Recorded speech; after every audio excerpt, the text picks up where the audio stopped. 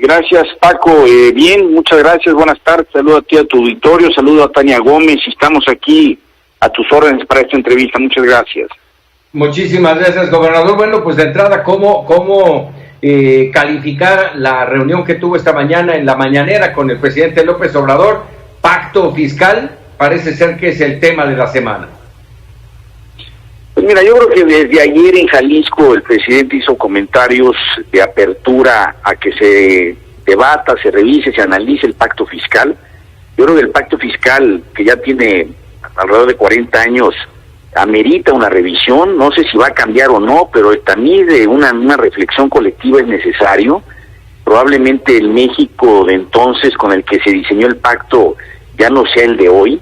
Lo que yo te puedo decir es que en Colima, de cada peso que Colima le aporta a la federación, de acuerdo a las fórmulas del Fondo de Participaciones, estamos recibiendo solamente 11 centavos.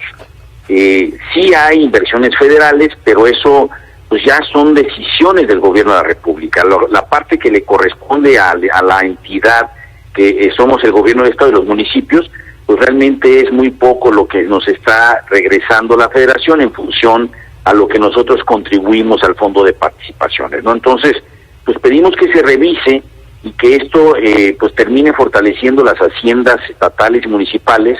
Somos los que soportamos aquí, le damos soporte a la actividad económica y somos los gobiernos en donde de primera instancia acuden los ciudadanos, las empresas a resolver problemas, a pedir apoyos, a buscar el desarrollo. De tal manera que debemos de fortalecer la capacidad de las entidades federativas de poder impulsar precisamente este tipo de proyectos y de pues, digamos, de obras que nos permitan darle soporte importante al desarrollo de nuestras entidades. Eso es lo que está en el fondo de la revisión del pacto, y que se haga un debate nacional, que se haga una convención nacional hacendaria, que se revise con seriedad, a fondo, y veamos qué es lo que más le conviene al país. Sí, a ver, y en este entorno yo te preguntaría, gobernador, porque lo comentaba hace un momento con Ulises Zamarroni, nuestro compañero de allá de Mega Noticias en Colima, le decía que fue una reunión políticamente correcta, y lo subrayo porque recuerdo un poco de tu discurso, decías, encontrará en mí a un interlocutor respetuoso, pero, y ahí añado otra parte de tu discurso que decía, conmigo o contra mí, no, por el federalismo. Fuiste puntual en algunas cosas. Bueno, yo creo que en primer lugar aquí en Colima, y yo soy el primero en decirlo, en reconocerlo, al presidente de la República se le da todo el respeto que su investidura tiene y representa, se le reconoce como presidente, y lo que queremos es generar condiciones para trabajar en favor de la gente. Podemos tener diferentes formas de pensar, somos de extracciones políticas distintas. Aquí el tema es no caer en este prurito de que o estás conmigo o estás en mi contra, porque eso nos lleva, no es la república que queremos construir. Aquí la tolerancia debe ser la norma, todo mundo tiene derecho a pensar como quiera, se debe de respetar las diferentes formas de pensar, y para eso es la política, para, a pesar de que pensemos distinto, pues busquemos los acuerdos, ¿no? Yo lo que decía en mi mensaje es que México ha padecido luchas, ha transitado por momentos muy complejos, precisamente para construir estas instancias que permitan dirimir nuestras diferencias, ya sean políticas, sean jurídicas, y estas instancias son institucionales, son legales, nos ha costado mucho trabajo construirlas. Bueno, pues ahí está para dirimir, por eso son los congresos, para eso es el parlamentarismo, pero debe haber tolerancia, debe haber respeto, no puede haber actitudes persecutorias para quien piense distinto. Además, pues también está el federalismo. México a lo largo de su historia ha construido el federalismo y pues como gobernadores nos toca defenderlo. Por supuesto que queremos que en las entidades podamos definir nuestro propio destino, que podamos los colimenses decir a dónde queremos ir y que se respete esta decisión federalista de lo que queremos en este territorio de la República, ¿no? Son los mensajes que están vertidos en la conferencia y en el diálogo que tuvimos con el presidente el día de hoy. Gobernador, muy buenas tardes. Le saluda Tania Gómez. ¿Cómo se toma este cambio de lectura, este cambio de discurso por parte del gobierno federal? ¿Qué lectura le da? Por un lado, abre la puerta el gobierno federal a abordar este tema del pacto federal. Sin embargo, por otro lado, también se aprueba. Ayer Hacienda transfiere 20,000 millones de pesos a los estados, pues ante esta contingencia, la cuestión económica y la cuestión también de salud que estamos pasando por el COVID. Bueno, los 20,000 millones de pesos es un mecanismo financiero que es el Fondo para la Estabilización de los Ingresos Estatales, es el FEIER. Y bueno, lo que hace este fondo es que cuando el fondo de participaciones crece demasiado y tenemos recursos excedentes, bueno, pues eso quiere decir que la economía está bien, que se generó una importante recaudación y se invierten en el fondo estos recursos para que se puedan destinar cuando pase exactamente lo contrario, que es lo que estamos viviendo ahorita. Cuando la economía se contrae, cae la recaudación y entonces las participaciones que nos corresponden disminuyen. Yo en ningún momento he dicho que el presidente no nos está dando lo que nos corresponde. Eso no se ha dicho. Él está cumpliendo puntualmente con lo que nos corresponde. El problema es que lo que nos corresponde pues es cada vez menos porque se está cayendo la recaudación, hay menos ingresos. Y entonces el FEIER viene y compensa esa caída. Por cada peso que disminuye la parte que nos corresponde de acuerdo a lo programado porque se cayó la recaudación, es compensada con este fondo en 75 centavos. Es decir, solamente estaría compensando un 75%. Todavía, a pesar de esa transferencia, de esta cantidad de recursos, nos quedamos los estados y los municipios 25% abajo de lo que se tenía programado recibir porque se está contrayendo la economía.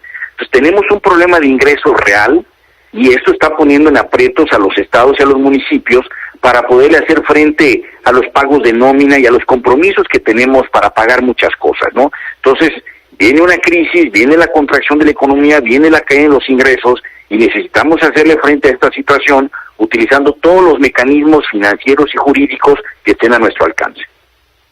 Bueno, ahora un primer apoyo de 20,000 millones de pesos, pero este no puede ser cada mes.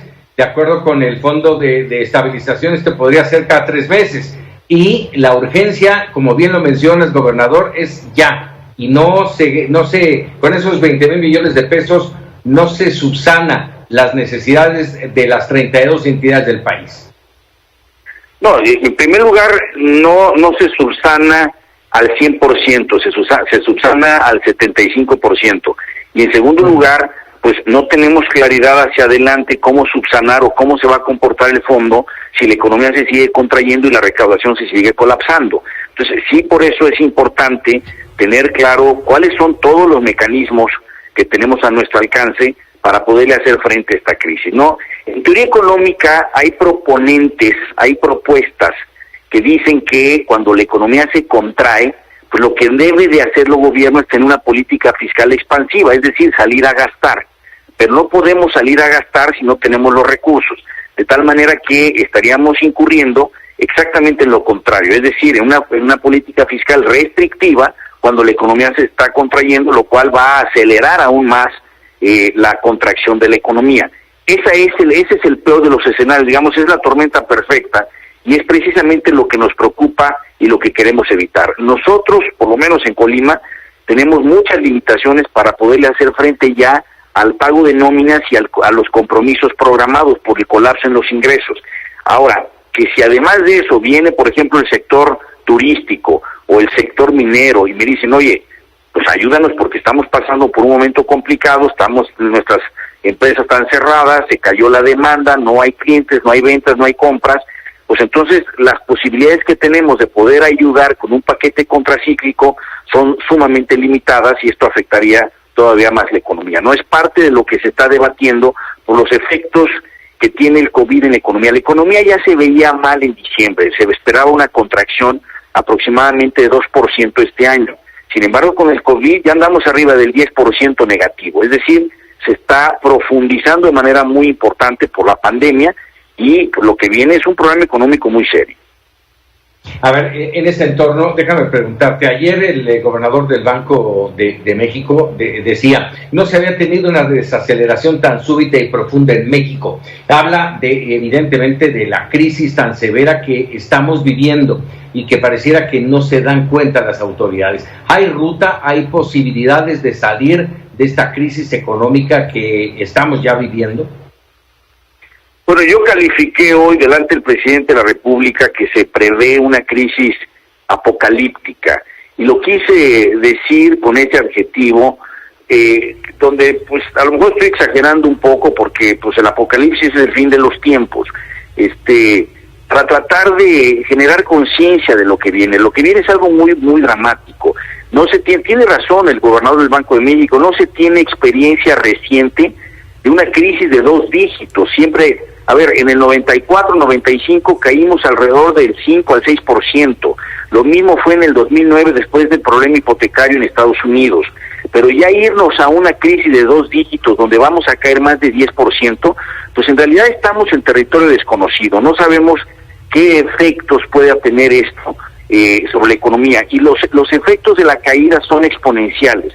Es decir, si pasar de una caída de 6 a 7%, no tiene tanto dramatismo como pasar de 7 a 8%, es decir, se aceleran los efectos y puede tener incluso efectos irreversibles, ¿no? Entonces, sí se debe de hacer conciencia y debemos de hacer algo al respecto. En todo el mundo, no en todo el mundo, pues en muchos países están haciendo paquetes contracíclicos que son verdaderamente monstruosos. Es una enorme cantidad de dinero que se está virtiendo a la economía para que se intente detener la contracción. Y esto no lo estamos haciendo en México y es parte de nuestras preocupaciones. Gobernador, ¿cuáles son las claves que tendría que tener o que tendrá que tener esta renegociación del pacto fiscal? Y no sé si hay alguna fecha límite, porque bueno, ya estamos hablando que estamos a unos cuantos meses de que se empiece a hablar pues del presupuesto ya del próximo año. A ver, yo creo, lo digo de forma personal y con mucha convicción, yo creo que lo del pacto fiscal es un tema de mediano y de largo plazo. La discusión del pacto fiscal ni siquiera ha empezado. La discusión del pacto fiscal, el debate nos puede tomar muchos meses para que a lo que lleguemos finalmente, que generalmente pues llegamos a lo que es posible llegar, no necesariamente a lo que es teóricamente óptimo, pero bueno, finalmente tendremos que llegar a algo. De aquí a que se implemente y empiece a tener efectos reales en las finanzas públicas, pues van a pasar más meses. Es decir, no podemos pensar en un rediseño del pacto fiscal como una salida para enfrentar la crisis económica. Son 2 pistas paralelas. Una cosa es hacer una revisión a fondo al pacto fiscal, ya veremos a dónde llegamos, ¿no? Y otra cosa es cuáles van a ser los instrumentos de política para poderle hacer frente a esta crisis económica. Dime, ya por último, gobernador, no te quitamos más tiempo. Déjame preguntarte, se han estado reuniendo varios gobernadores, concretamente en esta semana se reunieron los del noreste y el Bajío, entre los que te reuniste tú, por supuesto. Déjame preguntarte, ¿va a cambiar la relación de los gobernadores con el gobierno federal? ¿Realmente podrá darse un cambio y que puedan trabajar juntos? Porque todo pareciera que no. Mira, es muy difícil que yo hable por los demás gobernadores. Yo participo en estas reuniones porque me parece que es importante pues hacer posicionamientos, intercambiar experiencias y reflexiones. Pues todo esto nos permite enriquecer las decisiones que tomamos pues en nuestras entidades federativas. Estas reuniones son federalistas. En primer lugar, pues no es conspirar contra nadie, no son reuniones en lo oscurito. Todas esas reuniones son públicas, se abre a los medios, se dice con claridad qué estamos pensando, qué queremos, hacia dónde vamos, y por lo tanto, en mi opinión, no es cambiar la relación con el gobierno federal, es hacer reflexiones desde un ámbito federalista para poder enfrentar situaciones tan complejas como la pandemia o la crisis económica. Yo creo que esto más bien es profundizar el diálogo, debe ser un diálogo respetuoso, un diálogo donde podemos tener coincidencias o diferencias, pero que finalmente a través del diálogo, del oficio político, es como debemos lograr la convergencia, lograr los acuerdos y tomar las mejores decisiones posibles. Lamentablemente llega en medio de un proceso que ya empezó, el proceso electoral. Perdón, no escuché.